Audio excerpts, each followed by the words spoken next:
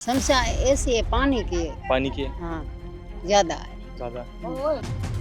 लेकिन क्या है, यहाँ पे लोग आना नहीं चाहते क्योंकि डीएनपी की वजह से। मैं यहाँ से निकल तो जाऊंगी। आपको मौका मिलेगा तो आप जाएंगी, यहाँ से निकलेंगी। हाँ। बहुत समस्याएं हैं। तो क्या हम कह सकते हैं कि रविंद्र सिंह भाटी निजीकरण के खिलाफ हैं या फिर पूंजीवाद के खिलाफ? मल्टीनेशनल कंपनीज काम करे पर पूरे सिस्टमेटिक तरीके से काम करे, सिवाय अपनी जेब भरने के और भी कई सारे काम इस क्षेत्र के विकास के लिए करें। हम आपके अगर आपका कोई छोटा सा बुखार या छोटी सी चोट भी लग जाए ना, तो वो आपके लिए जानलेवा साबित हो सकती है। तो कभी कोई हेल्थ इमरजेंसी आती है, किसी का एक्सीडेंट हो जाता है, तो कैसे फिर कैसे मैनेज करते हैं? कुछ ऐसी प्रॉब्लम्स हैं जिन्होंने डीएनपी में शिक्षा का विस्तार नहीं होने दिया है, और नेशनल पार्क के यही नियम यहाँ के लोगों के लिए सबसे बड़ी समस्या है।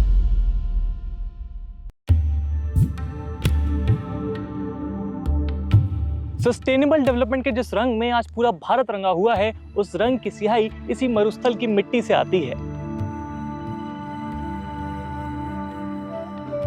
मरुस्थल यानी थार रेगिस्तान, मरुस्थल यानी जहां जीवन मुश्किल हो। और आज हम इसी 2 लाख स्क्वायर किलोमीटर के मरुस्थल में हम मौजूद हैं, और सटीक तरीके से कहूं तो मरुस्थल के दिल यानी डीएनपी में मौजूद हैं। डीएनपी यानी desert national park. DNP Thar रेगिस्तान के अंदर मौजूद एक प्रोटेक्टेड एरिया है, जिसे थार रेगिस्तान की बायोडायवर्सिटी को प्रोटेक्ट करने के लिए बनाया गया था। लेकिन आज यही प्रोटेक्टेड एरिया यहाँ के लोगों के लिए सबसे बड़ी समस्या बन गया है, और ऐसी समस्याएं जिनके साथ वो जीने के लिए विवश हैं। यहाँ नजदीक कोई हॉस्पिटल है नहीं। बिल्कुल, मैं रोने लगी थी। 6 महीने तक तो यही था कि मैं नहीं करूँगी। यहाँ पर जितनी भी शिक्षण व्यवस्था के लिए जो संसाधन होने चाहिए, उतने संसाधन भी नहीं है।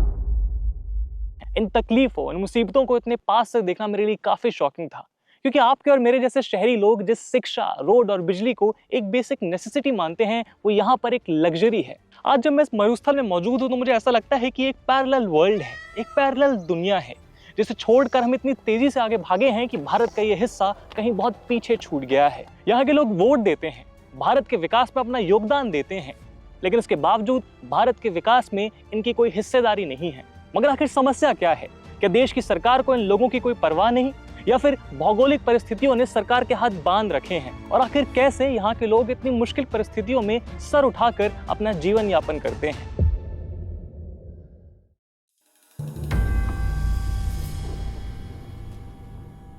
दोस्तों, डीएनपी की इन प्रॉब्लम्स को समझने से पहले डीएनपी को समझना जरूरी है। देखिए, इंडिया और पाकिस्तान के 13 लाख स्क्वायर किलोमीटर एरिया में फैला हुआ है पर्शियो अरेबियन डेजर्ट। इस डेजर्ट का एक बड़ा हिस्सा भारत में पड़ता है, जिसे हम ग्रेट इंडियन डेजर्ट या थार डेजर्ट कहते हैं। ये थार डेजर्ट का मेन हिस्सा वेस्टर्न राजस्थान में पाया जाता है, जहाँ की बायोडायवर्सिटी और इकोसिस्टम काफी यूनिक है। और वेस्टर्न राजस्थान में इसी बायोडायवर्सिटी और इकोसिस्टम को बचाने के लिए 1970s में डेजर्ट नेशनल पार्क बनाने का प्लान किया गया, और 4 अगस्त 1980 को बाड़मेर और जैसलमेर डिस्ट्रिक्ट्स के इस हिस्से को डिमार्केट करके डेजर्ट नेशनल पार्क बना दिया गया। इस नेशनल पार्क के नॉर्थ में लोकेटेड है जैसलमेर, साउथ में लोकेटेड है गडरा रोड, ईस्ट में है गडरा हरसाणी रोड, और वेस्ट में है पाकिस्तान के साथ इंटरनेशनल बाउंड्री।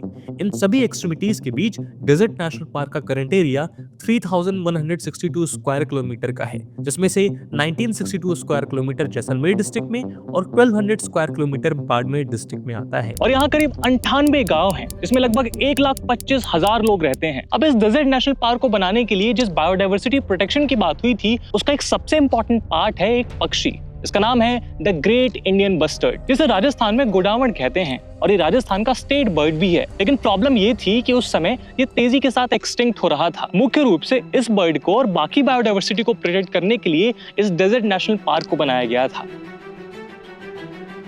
अब अगर किसी जगह को दोस्तों नेशनल पार्क बनाना है ना, तो वहाँ पे बहुत सारी एक्टिविटीज को बैन करना पड़ता है, और नेशनल पार्क के यही नियम यहाँ के लोगों के लिए सबसे बड़ी समस्या है, क्योंकि यहाँ पर किसी प्रकार की डेवलपमेंट एक्टिविटीज अलाउड ही नहीं है। दूसरी तरफ फॉरेस्ट डिपार्टमेंट के हिसाब से यहाँ अगर डेवलपमेंट किया गया तो वो यहाँ के जीव जंतुओं और बायोडायवर्सिटी के लिए एक खतरा बन जाएगा। तो आखिर सही कौन है, यहाँ की जनता या फिर ये प्रशासन?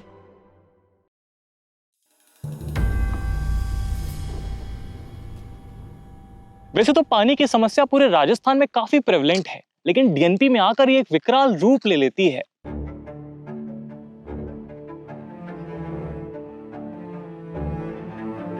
ना तो यहाँ पर्याप्त मात्रा में पानी मौजूद है, और जो पानी है भी उसकी क्वालिटी इतनी खराब है कि वो किसी जहर से कम नहीं है। पहली बात तो ये कि यहाँ जमीन से पानी निकालना बहुत मुश्किल है। अब मैं आता हूँ उत्तर प्रदेश से, जहाँ पर ग्राउंड वाटर को निकालने के लिए ट्यूबवेल्स का यूज किया जाता है।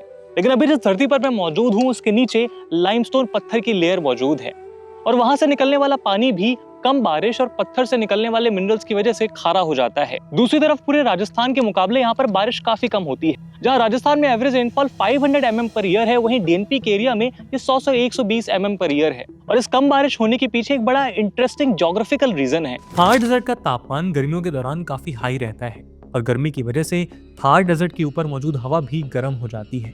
ये गर्म हवा हल्की होने की वजह से ऊपर राइज कर जाती है, जिसकी वजह से नीचे सरफेस पर एयर रिड्यूस हो जाती है और फॉर्मेशन होती है लो प्रेशर जोन की। थार डेजर्ट का लो प्रेशर जोन अरेबियन सी से आने वाली हवाओं को अट्रैक्ट करता है, लेकिन थार डेजर्ट में ज्यादा पेड़ पौधे नहीं हैं जो इन मानसून विंड्स को रोक कर बारिश करवा सके। इसीलिए ये मानसून विंड्स पूरे थार डेजर्ट के साथ साथ डीएनपी को पार करते हुए पंजाब, हरियाणा, दिल्ली और वेस्टर्न यूपी पहुंच जाती है और बारिश करती है, जबकि डीएनपी सूखा रह जाता है।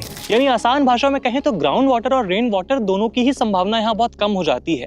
तो क्या इसका मतलब है कि यहाँ के लोगों के पास पानी के सोर्सेज नहीं है? हैं, बिल्कुल है। और इन सोर्सेज को यहाँ के लोगों ने अपने जीवन को आसान बनाने के लिए खुद डेवलप किया है। अभी ये जो कुएं जैसा स्ट्रक्चर आप देख रहे हैं इसे बेरी कहते हैं। यहाँ के लोगों की ये लाइफलाइन है। ऊपर से ये लगभग आधी मीटर चौड़ी और नीचे से 4 मीटर चौड़ी होती है। ये बेरी ऐसी जगह पर होती है जहाँ पर रेन वाटर का पानी पत्थरों के थ्रू चैनलाइज होकर बेरी में स्टोर हो सके। ये बेरी सिर्फ 40 से 50 फीट गहरी होती है, जिसमें नीचे होती है पत्थर की लेयर। ये लेयर रेन वाटर को ग्राउंड में एब्जॉर्ब नहीं होने देता और इसका पतला समूह वाटर को इवेपोरेट नहीं होने देता। ये एक बेरी साल भर में 5 लाख लीटर पानी स्टोर कर सकती है, जो 10 फैमिलीज की नीड को पूरा करता है। और ऑलमोस्ट हर फैमिली के पास अपनी बेरी होती है, जिसे बनाने में 3000 से 15000 तक का खर्चा आता है। लेकिन दोस्तों, बेरियों के साथ प्रॉब्लम यह है कि एक स्पेसिफिक लोकेशन पर बनाई जा सकती है और इसीलिए कई बार घर से कोसों दूर होती हैं। डीएनपी के कुछ लोग अपनी जरूरतों को पूरा करने के लिए ऐसे टैंकर्स खरीदते हैं, जिसके पानी को स्टोर करके यूज किया जाता है। लेकिन इन टैंकर्स की प्रॉब्लम ये होती है कि 1200 से 1500 रुपए के बीच पड़ते हैं और डीएनपी के सारे लोग इन टैंकर्स को अफोर्ड नहीं कर सकते। दोस्तों, पानी की क्वांटिटी ही नहीं, पानी की क्वालिटी भी यहाँ एक बहुत बड़ी समस्या है। इस बात का अंदाजा मुझे तब हुआ जब मैं यहाँ के पादरिया गांव गया, जहाँ की स्थिति देखकर मेरे होश उड़ गए।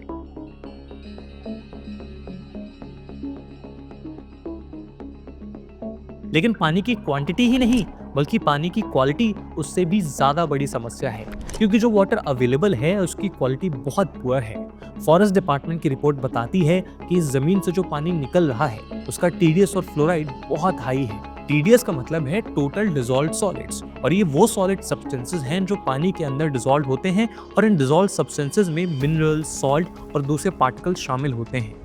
WHO की रिकमेंडेशन है कि 300 TDS से कम का पानी ही पीने योग्य है, लेकिन डीएनपी में पानी का TDS 4000 से भी ज्यादा है। इसकी वजह से पेट की बीमारियां, डायरिया, नौजिया, उल्टी, पथरी, हार्ट डिजीज और स्किन इश्यूज जैसी प्रॉब्लम्स आ सकती हैं। दूसरी तरफ फ्लोराइड की बात करें तो इसका रिकमेंडेड लेवल 1.5 mg पर लीटर होता है, लेकिन यहाँ पानी में 20 mg पर लीटर फ्लोराइड है, जो ड्रिंकिंग के लिए अनसेफ है। हाई फ्लोराइड की वजह से दांत और हड्डियां वीक होने लगती हैं और फ्रैक्चर होने के चांसेस बहुत ज़्यादा बढ़ जाते हैं। मेरी माता जी आज 20 साल से मतलब विकलांग है। ठीक है, पहले तो पानी की वजह में मतलब ये गोडा है, एडी है, मतलब ये कमर है, ये तो दर्द होती थी। उसके बाद में मतलब ये चक्कर आ गया, मतलब टूट गई टांग में। उसके बाद में ऑपरेशन कराया। सरकार का कोई लाभ नहीं है। इस गांव में ऐसा है कि 30 या 35, 40 साल जो लड़का भी है उसके भी दर्द है, मतलब गोडू में है, जहाँ कमर में है, जहाँ एडी में है, कहाँ पे मतलब दर्द होता है। ये पानी की वजह में कोई व्यवस्था कोई होती नहीं। उठर बेसाने तकलीफ है, बीजू पानी को भी जेरो सभी तो कहिया है कोई उठा पे उठे घिसका गोड़ की घिसका पे जो अलगो हलचल थे कोई 20 साल से पानी के पड़ा हुए साल। सबसे बड़ी जो समस्या है ये फेल्योर है सिस्टम का। सिस्टम की वजह से अभी तक साफ पानी, शुद्ध पानी वहां तक नहीं पहुंच पाया। तमाम योजनाएं निकलती है पर मुझे लगता है कि धरातल तक आने से पहले ही वो हाँप जाती है और उस डीएनपी क्षेत्र जो सीमांत से लगा हुआ है वहां तक नहीं पहुंच पाती। अगर मैं इसको सही तरीके से हल करने की बात करूं तो आज भी वहां पे कैनाल की जरूरत है। इंदिरा गांधी कैनाल और बाड़मेर लिफ्ट कैनाल को अगर जोड़ दिया जाए तो ये डीएनपी का पूरा क्षेत्र हरा भरा हो सकता है।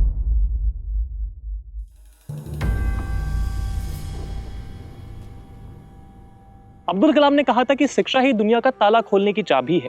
और शिक्षा ही आपको महान बनाती है। और यही कारण है कि हमारे यहाँ प्राथमिक शिक्षा को हमारे मूलभूत अधिकार का हिस्सा बनाया गया है। डीएनपी के लोगों का भविष्य बदलने में शिक्षा बहुत इंपॉर्टेंट रोल निभा सकती है, लेकिन आज भी डीएनपी के बच्चे और युवा शिक्षा से वंचित हैं। अब ऐसा नहीं है कि डीएनपी में स्कूल नहीं है, आपको डीएनपी के हर एक गांव में लगभग एक प्राइमरी स्कूल जरूर मिल जाएगा, लेकिन इसके बावजूद कुछ ऐसी प्रॉब्लम्स हैं जिन्होंने डीएनपी में शिक्षा का विस्तार नहीं होने दिया है।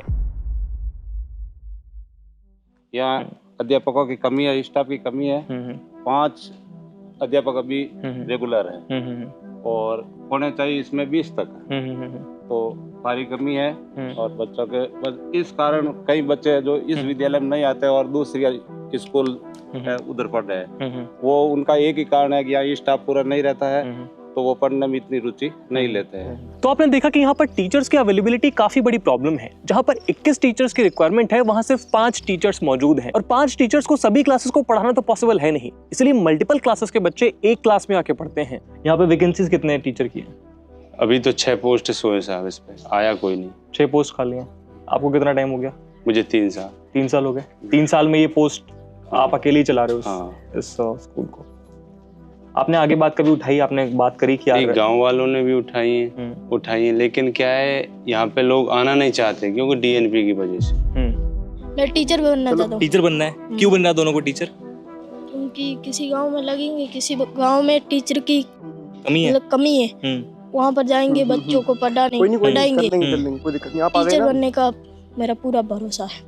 टीचर बन जाओगे? हाँ, बन जाऊंगा। हाँ, बनना। और दूसरी बात ये है कि यहाँ पर जितनी भी शिक्षण व्यवस्था के लिए जो संसाधन होने चाहिए उतने संसाधन भी नहीं है। तो जैसे कि सर क्या संसाधन? जैसे यहाँ पे जितने रूम होने चाहिए, एक पार्टिकुलर क्लास के लिए एक रूम, तो उसकी भी व्यवस्था नहीं है। इसमें भी हम जैसे तैसे मैनेज करें, बरामदा में बैठाना या पेड़ के नीचे बैठाना, जो भी है उस हिसाब से इसको मैनेज कर रहे हैं। और कुछ स्कूल हेड है तो उसके हिसाब से यहाँ पर जो संसाधन है उनको रखने के लिए सामग्री जो हमारे पास में वो रूम काम में ले लिए जाते हैं। तो आज के तारीख में देखें तो 2-4 रूम की भी आवश्यकता है, जिसकी हमने सरकार ने जब भी हमसे रिपोर्ट मांगी हमने उसकी डिमांड की है। पर उस पर अभी तक कोई बड़ा अभी तक नहीं हुआ है, लेकिन होने की पूरी आशा है, उम्मीद है कि आ जाएगा। इसके साथ ही यहाँ सब्जेक्ट वाइज एक्सपर्ट टीचर्स भी अवेलेबल नहीं है, जिसकी वजह से एक ही टीचर को मल्टीपल सब्जेक्ट्स पढ़ाने पड़ते हैं। तो सबसे पहले यहाँ टीचर्स की वैकेंसीज को फुल करने की जरूरत है, जिसके बाद ही प्राइमरी एजुकेशन की प्रॉब्लम यहाँ सॉल्व हो पाएगी। सेकेंडली, डीएनपी में कोई भी हायर एजुकेशन इंस्टीट्यूट नहीं है, इसकी वजह से अगर आपको आगे की पढ़ाई करनी है तो आपको लगभग 60 से 70 किलोमीटर दूर जाना पड़ता है। इसीलिए डीएनपी को कुछ हायर एजुकेशन इंस्टीट्यूट्स की जरूरत है, जिससे वहाँ के बच्चों का भविष्य उज्जवल हो सके और वो न सिर्फ सबका नाम रोशन करें बल्कि डीएनपी में चेंज की पहल भी करें। तो अगर पहला बदलाव यहाँ पे हम कर सकते हैं तो क्या होना चाहिए आपके हिसाब से? सर टीचर और आने चाहिए हमारे। टीचर और आने चाहिए। हाँ जी, और बिल्डिंग भी नहीं है। बिल्डिंग आपको बताया 8वीं तक क्लास है। हाँ जी। तो कितनी अभी बिल्डिंग है यहाँ पे? यहाँ पर सिर्फ 2 कमरे हैं सर। 2 कमरे हैं? हाँ जी। तो मैडम फिर मैनेज होता कैसे? मतलब अगर 1 से 8 तक हैं, अलग अलग बच्चे, अलग अलग क्लासों के बच्चे हैं, उनकी किताबें अलग होंगी, उनकी पढ़ाई अलग होगी, तो फिर कैसे मैनेज करते हैं आप लोग? सर वो ही देखने के चलना पड़ता है। हाँ जी। लेकिन इतने सारे रिसोर्सेज के अभाव में और इतनी सारी प्रॉब्लम्स के बीच में एक इंसान है जो डीएनपी में इस चेंज की शुरुआत ऑलरेडी कर चुका है। नाम है पन्ने सिंह, जो डीएनपी में मौजूद एकमात्र प्राइवेट स्कूल चलाते हैं। पन्ने सिंह खुद अपनी गाड़ी से बच्चों को स्कूल लाते हैं, उन्हें पढ़ाते हैं और फिर घर छोड़कर आते हैं। मेन यहाँ पे क्या आपके हिसाब से बच्चों को तकलीफें आती हैं जी? बच्चों को क्या परेशानी होती है जी? जैसे यहाँ पे शिक्षा से भी ये एरिया या फिर इवन आगे का जो डीएनपी एरिया है वो काफी वंचित है जी। तो आपके हिसाब से क्या बच्चों को परेशानियां आती हैं और वो चीज़ अगर बच्चों को मिल जाए तो चीज़ें और बेहतर हो सकती हैं? अब सर ये है कि जैसे कि यहाँ से मैं अभी सिंह ढाणी में मेरी स्कूल है, तो बच्चे यहाँ पे जैसे पास में सारी ढाणियाँ ही हैं, आने जाने के लिए जैसे स्कूल की बस वगैरह लगी हुई है, तो उनमें से जैसे रास्ता नहीं है, मतलब आने जाने के साधनों के जैसे रास्ता नहीं है। और दूसरे नंबर पे यहाँ जैसे कि नेटवर्क भी नहीं है, क्योंकि अब सोशल मीडिया का जैसे जमाना है तो इसमें नेटवर्क भी नहीं मिल रहा है और रास्ते की परेशानी आ रही है। प्राइवेट स्कूल्स क्यों नहीं खुलते हैं और फिर बाकी नहीं खुल रहे हैं, तो आपने क्या सोच के शुरू करा अपने प्राइवेट स्कूल को? देखो, मैंने शुरू में पढ़ाई करी चोटन में और बाड़मेर में रह के राजपूत छात्रावास में। उसके बाद में देखा कि सोचा कि जैसे कि हमारा जैसा इलाका है, जैसे पिछड़ा हुआ इलाका, इसमें पढ़ाई के मतलब हर सुविधा से मतलब वंचित रह रहा है। तब शुरू करी, पहले से कोचिंग शुरू करी। कोचिंग में मतलब बच्चे आते रहे, बच्चे आए, उनके बाद में क्या हुआ कि आगे चल करके मतलब अच्छा रिजल्ट कोचिंग का आता रहा, फिर स्कूल चालू कर दी और चालू करी। दूसरे नंबर पे यहाँ पे क्यों कर नहीं रहे बाकी वाले ये सोच के जैसे नहीं कर रहे, कहीं तो जैसे कि आगे चलेगा नहीं चलेगा। अब मैंने जैसे शुरू में किया था उस समय जैसे कि ये नहीं सोचा था कि इस चलेगा कि नहीं चलेगा, उससे कोई मतलब नहीं था। चाहे 2 आए, चाहे 5 आए, चाहे 10 आए, मेरा सिर्फ मकसद यही था कि मतलब शिक्षा की अलग जगह है। पन्ने सिंह की कहानी बताती है कि जिस बदलाव को शायद हम इतना बढ़ा चढ़ा कर बताते हैं वो बदलाव इतना बड़ा नहीं है। बदलाव के लिए एक इंसान, एक सोच और एक पहल जरूरी है। जिस दिन ये हम सब के अंदर आ जाएगी शायद बदलाव इतना बड़ा नहीं रहेगा। टीचर्स कब रहेंगे यहाँ पे? कोई दिल्ली से, कोई गुड़गांव से, कोई पूर्वी राजस्थान से, कोई बांसवाड़ा हाड़ौती से, कोई मेवाड़ से, यहाँ पे कितने दिन रह पाएगा? मुझे ये असंभव सी चीज लगती है। हर व्यक्ति ये चाहता है कि यार कैसे भी करके हम ट्रांसफर करवाएं और यहाँ से निकलें एक बार, क्योंकि असुविधाओं की कमी है। असुविधा के चलते कोई भी यहाँ रहना नहीं चाहता। शिक्षकों की जो कमी है ये तभी पूर्ति हो पाएगी जब यहाँ के स्टूडेंट, यहाँ के युवा पूरे तरीके से मजबूती के साथ में उन गवर्नमेंट सर्विसेज में लगेंगे, तब यहाँ की ये जो पोस्ट है वो पूरे तरीके से भर पाए।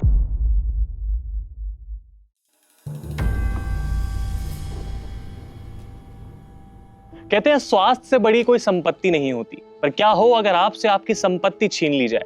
हमारे शहरों में एम्बुलेंसेस, दवाइयाँ, अच्छे private hospitals, government hospitals finger tips पर अवेलेबल होते हैं। यहाँ आकर मुझे पता चला कि मैं और आप कितने प्रिविलेज्ड हैं। अभी मैं जिस जगह बैठा हूँ ये खंडहर बिल्डिंग एक हेल्थ सब सेंटर है, जिसकी हालत इतनी बुरी है कि इसको शब्दों में बयान नहीं किया जा सकता। टूटी हुई बिल्डिंग अब जानवरों का घर बन चुकी है। डॉक्टर्स आते नहीं हैं, सुविधाएं हैं नहीं। जिस हेल्थ सब सेंटर को इस गांव की स्वास्थ्य व्यवस्था का केंद्र बनाया गया था वो अब सिर्फ कागजों पे चल रहा है। यहाँ की हेल्थ केयर क्राइसिस को समझने के लिए हमने और भी कई लोगों से बात की, जिनसे हमें कई इंसाइट्स मिले। हमारा गांव ताणू राव जी है। ताणू राव जी से बाड़मेर 80-85 किलोमीटर दूर है। सुबह 8 बजे बस आती है, उसमें दिन पूरा वहाँ जाते हैं। फिर गवर्नमेंट हॉस्पिटल है जो बाड़मेर में, वहाँ पे दिन पूरा लाइन में खड़ा रहते हैं। कम से कम 4-5 बजे नंबर मिलता है, फिर वो बस चली जाती है। उसके बाद में वहाँ रात को रुकना पड़ता है, रात को होटल पे रहना पड़ता है, यहाँ किसी रूम पे, वहाँ पे किराया लगता है। फिर दूसरा दिन ही खराब हो जाता है। सुबह दूसरे दिन सुबह यहाँ शाम को 9-10 बजे मतलब नंबर आता है। फिर मरीज का इलाज करें, उसके बाद में क्या कोई बस ऐसे है नहीं गाँव के लिए, फिर रात को वहीं रुकना पड़ता है। 1-2 दिन मतलब वहाँ खराब हो जाता है। दोस्तों, डेजर्ट नेशनल पार्क में स्वास्थ्य व्यवस्था की एक दर्दनाक कहानी छिपी है।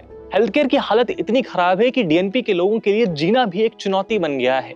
अभी हमारे 6 महीना पहले एक केलनी गांव में थी डिलीवरी, उनको लेके गए थे गिराब वहाँ एनएम थी नहीं, थोड़ी देर रुके, उसके बाद बीच रास्ते में खत्म हो गई। क्या करें उनकी समस्या बताओ आप। डॉक्टर है नहीं, पीएससी की जगह सीएससी गिराब बनी बढ़िया डॉक्टर नहीं, स्टाफ है नहीं, तो फिर क्या करें। नियरेस्ट मेडिकल फैसिलिटी भी 100 से 200 किलोमीटर दूर है। अगर आपका कोई छोटा सा बुखार या छोटी सी चोट भी लग जाए ना, तो वो आपके लिए जानलेवा साबित हो सकती है। लोकल कम्युनिटीज को बेसिक फैसिलिटीज के लिए भी घंटों का सफर तय करना पड़ता है। बच्चे, लोकल महिलाएं, बुजुर्ग सब इस सिस्टम से त्रस्त हैं। तो यहाँ पे किस किस चीज का इलाज जो है वो हो सकता है? यहाँ नॉर्मली बुखार है, बैंडेज है, सिर्फ सिर दर्द की कोई ऐसी नॉर्मली चीजें, टीकाकरण वगैरह, परिवार कल्याण से संबंधित ये इलाज करते हैं यहाँ पर। और इससे ज्यादा अगर कुछ होता है, बुखार बढ़ जाता है, कोई एक्सीडेंट हो जाता है छोटा मोटा, उसके लिए फिर थोड़ा बहुत करके फिर आगे रेफर कर देते हैं। आगे कहाँ पर रेफर करते हैं? गिराव 50 किलोमीटर दूर पड़ता है यहाँ से। 50 किलोमीटर दूर है वहाँ से। वहाँ पे बढ़िया अस्पताल है? नहीं, वहाँ पर भी पीएससी है, सीएससी नहीं है, पीएससी है। यहाँ से फिर बाड़मेर कितना दूर है? 150 किलोमीटर। 150 किलोमीटर जाना। बाड़मेर में एकदम टॉप नॉच, हाँ, अच्छे वहाँ पे अस्पताल हैं। हाँ। गर्मियों में यहाँ पर 50 डिग्री सेल्सियस का टेम्परेचर होता है। ज्योग्राफी ने यहाँ के लोगों को ऑलरेडी त्रस्त कर रखा है, और जब ये परेशानी मेडिकल इंफ्रास्ट्रक्चर की कमी के साथ मिलती है तो ये त्रासदी बन जाती है। साथ ही डॉक्टर्स भी ऐसी जगहों पे सर्व नहीं करना चाहते जहाँ पे बेसिक लाइफ एमिनिटीज भी नहीं है, स्टैंडर्ड ऑफ लिविंग एकदम जीरो, और बेसिक जरूरतों के लिए भी घंटों का ट्रैवल करना पड़ता है। तो आपकी फिर यहाँ पे पोस्टिंग कैसे हुई? और आप जब इतना दूर ऐसे एरिया में हैं जहाँ पे नेटवर्क नहीं है, पानी की समस्या है, तो कैसे आप मैनेज कर पा रहे हैं यहाँ पे? पहले तो बहुत दिक्कत हुई थी, बाकी धीरे धीरे एडजस्ट हो गई यहाँ पर। अभी ट्रांसफर नहीं हो रहे हैं। फिर मैंने तो कोशिश की कि जीएनएम कर लेती हूँ, फिर मैंने जीएनएम कर लिया। अभी विचार कर रही हूँ कि हो जाएगा शायद ट्रांसफर मेरा। अभी वैकेंसी निकलेंगी, उसमें डीपीसी के तहत मैं यहाँ से निकल जाऊंगी। तो आपको मौका मिलेगा तो आप जाएंगी, यहाँ से निकलेंगी? हाँ। बहुत समस्या है यहाँ तो बहुत समस्या है, जाना तो है मौका मिलते ही। गवर्नमेंट के पास ना तो इंफ्रास्ट्रक्चर है, ना तो बजट और ना ही मेडिकल स्टाफ को डिप्लॉय करने की प्लानिंग। लोकल कम्युनिटीज पूरी तरह से निग्लेक्टेड हैं। इसीलिए ये कहना गलत नहीं होगा कि ये रीजन सिर्फ ज्योग्राफिकल इश्यूज से परेशान नहीं है, बल्कि ह्यूमैनिटेरियन क्राइसिस का ही एक सिंबल बन चुका है। देखिए, हेल्थ केयर की ये समस्या है कि पहले स्टेज तक कोई चेक करने के लिए इनके पास नज़दीक में कोई हेल्थ सेंटर नहीं है। अगर बुखार भी आता है, मैंने जैसा आपको बताया कि बहुत पीक तक जाके जब आदमी को लगता है कि अब मेरा चलना या निकलना बहुत मुश्किल हो पाएगा, तब जाके वो हॉस्पिटल पहुंच पाते हैं, जिसकी वजह से वो जो समस्या है छोटी से लेके बहुत बड़ी हो जाती है, विकराल रूप ले लेती है। अगर इसका हल चाहें तो जितने भी हेल्थ सेंटर है उनको मजबूत करने की जरूरत है, ताकि प्राइमरी ट्रीटमेंट उनको उनके गांव में मिले। जी, आप इसके लिए क्या कर रहे हैं? निश्चित रूप से हम कई सारे ड्राइव्स अब स्टार्ट करने वाले हैं, स्टूडेंट्स में और तमाम जितने भी यूथ है, फीमेल्स में है, इनके लिए एक मेडिकल चेकअप, कई सारी हम मोबाइल वैन्स को लगा के और एक बार पूरे तरीके से स्क्रीनिंग प्रोग्राम स्टार्ट करवा रहे हैं, ताकि जो बीमारियां हैं उनको समय रहते आइडेंटिफाई किया जाए और उसके लिए आगे काम किया जाए।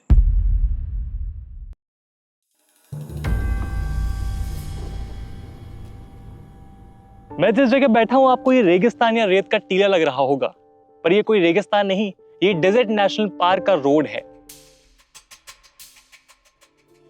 यहां बैठने पर मेरे कपड़े धूमिल जरूर हैं, पर इससे ज्यादा धूमिल है यहाँ के लोगों का भविष्य। यहाँ पे सड़कें हैं या बिल्कुल भी सड़कें नहीं है? कच्चे रास्ते हैं, सड़कें तो नहीं है। डीएनपी अलाउ ही नहीं करती है रोड, वही है, कच्ची सड़कें। दोस्तों, जो एक रोड होती है ना, वो सिर्फ एस्फॉल्ट और कंक्रीट का कॉम्बिनेशन नहीं होती, बल्कि वो डिसाइड करती है कि कैसे किसी एक जगह पे शिक्षा, स्वास्थ्य और तरक्की पहुंचेगी। और ये तीनों ही चीजें फिलहाल मुझे इस जगह पहुंचती नहीं दिख रही हैं। और इस रोड के चलते ना सिर्फ यहाँ के आम नागरिक, बल्कि students, teacher, health care worker रोज गंभीर समस्याओं को फेस करते हैं। डामरीकरण रोड या डामर की जो रोड होती है, ब्लैक रोड, उसके ऊपर पूरे तरीके से प्रतिबंध है। उसके लिए एक प्रयास जरूर हुआ। वर्तमान में एक डीएनपी के अंदर जो भारतमाला जो एक प्रोजेक्ट है, उसके लिए स्वीकृति जरूर मिली है। एक बड़ा प्रोजेक्ट था जो म्याजलार से होके निकल रहा था, उसके लिए भी स्वीकृति मिली है। तो जाहिर सी बात है कि कई सारी चीजें पाइपलाइन में है, आने वाले समय में इसका फायदा मिलेगा। मैं इस बात से पूरे तरीके से सहमत हूँ कि जहां पर रोड्स नहीं होगी वहां पर विकास नहीं पहुंच सकता।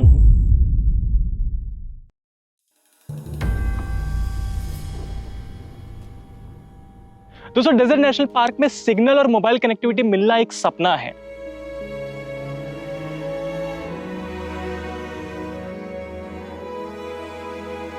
मोबाइल नेटवर्क्स की हालत यहाँ इतनी खराब है कि स्नैपचैट, फेसबुक और इंस्टाग्राम तो छोड़िए, अगर इमरजेंसी में आपको एक कॉल भी करना पड़ जाए ना, वो अपने आप में एक संघर्ष है। अब ये बंदड़ा गांव है, इससे 5 किलोमीटर बिकोसी है, तो बीएसएनएल की रेंज तो 1.5 किलोमीटर की होती है। तो अब ये बिकोसी वाला बंदड़ा कैसे कैच करेगा नेटवर्क? नहीं करेगा ना।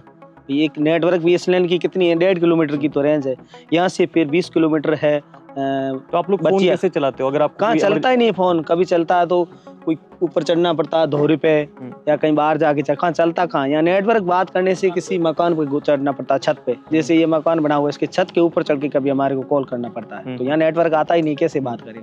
व्हाट्सएप तो वगैरह चलाना है, नेटवर्क वो तो होता ही नहीं है, लेकिन बात करने के लिए ऊपर चढ़ना पड़ता है मकान के अंदर। तो कभी कोई हेल्थ इमरजेंसी आती है, किसी का एक्सीडेंट हो जाता है, तो कैसे फिर कैसे मैनेज करते हैं आप लोग? मैनेज क्या करते हैं, एक दूसरे को कहते हैं, जैसे यहाँ खड़े गाड़ी भेजते हैं कोई कि भाई आप जाके वहाँ उस आदमी को वहाँ से लेके आओ। नेटवर्क तो आता नहीं, तो हम फोन से संपर्क करेंगे, भाई सब ये समस्या हो रही है हमारी। फिर किसी को गाड़ी लेके भेजते 8-10 किलोमीटर दूरी पे, तो उसको वहाँ से लेके आते हैं। क्या करें, नेटवर्क के बिना क्या करें? लोकल कम्युनिटीज के लिए कनेक्टिविटी एक बहुत बड़ी प्रॉब्लम है। मेडिकल इमरजेंसी, एजुकेशन, बिजनेस, सब कुछ यहाँ प्रभावित होता है रोड्स की वजह से। अगर आपको कभी एक छोटी सी मेडिकल इमरजेंसी भी हो जाए ना, तो ये खराब रोड और खराब नेटवर्क कनेक्शन का कॉम्बिनेशन आपकी जान ले सकता है। डिजिटल इंडिया का सपना यहाँ पूरी तरह से फेल हो चुका है। अगर डिजिटल डिवाइड एक शब्द है ना, तो ये डीएनपी उसकी परिभाषा है। दोस्तों, जो इंटरनेट होता है ना, वो सिर्फ कनेक्टिविटी का एक जरिया नहीं होता, बल्कि वो जनरेशंस को एम्पावर करता है। और डीएनपी जैसी जगह पे, जहाँ पे इंटरनेट का नामो निशान नहीं है, नेटवर्क्स का नामो निशान नहीं है, वहाँ पे ना सिर्फ सपने बल्कि जरूरतें भी ठप पड़ी हैं। सैटेलाइट फोन्स महंगे हैं, गवर्नमेंट का एटीट्यूड उदासीन और लोकल कम्युनिटीज हैं परेशान। हालांकि अभी कुछ समय पहले 6 नेटवर्क्स को परमिशन दे दी गई है, वो बनकर तैयार खड़े हैं बट अभी तक चालू नहीं हुए। और फिर 10 टावर्स की परमिशन और दी गई है, इनका भी कोई नामो निशान नहीं है। एक दिन के लिए भी अगर नेटवर्क चला जाए, अगर हमें अभी कोई देख रहा है और उनके फोन में से कोई अगर नेटवर्क गायब हो जाए तो वो बिन पानी की मछली की तरह तड़पने लग जाता है। आप विचार करें कि आज़ादी के इतने साल बाद तक जिनको मोबाइल का नेटवर्क तक नहीं मिला, उनकी क्या स्थिति होगी। और जाहिर सी बात है, इसका एक जो प्रोसीजर है टावर लगवाने का, नेटवर्क का, ये इतना कॉम्प्लिकेटेड है कि हर कोई फॉलो नहीं कर पाता। इस बार कई सारे टावर्स लगे हैं, नए टावर्स की स्वीकृति मिली है, मैं जिसके लिए राज्य और केंद्र की सरकार को धन्यवाद दूंगा। पर आज भी 75% इलाका जो है वो मोबाइल नेटवर्क से वंचित है। इसके लिए हम सब प्रयास कर रहे हैं, मिलके सामूहिक रूप से प्रयास करके कनेक्ट इंडिया के और डिजिटल इंडिया के एक सपने को साकार करने का प्रयास करेंगे।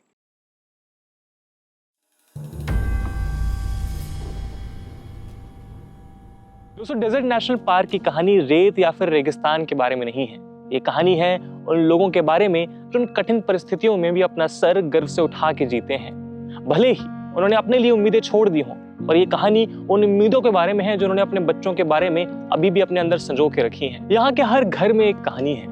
एक माँ जो सुबह 4 बजे उठकर अपने बच्चों के लिए बेरी से पानी लाती है, उसके बावजूद अपने चेहरे पे मुस्कान रख के वो अपने बच्चों को स्कूल भेजती हैं। एक पिता जो इन सूखे पड़े वीरान खेतों में भरी दोपहरी में खेती करता है।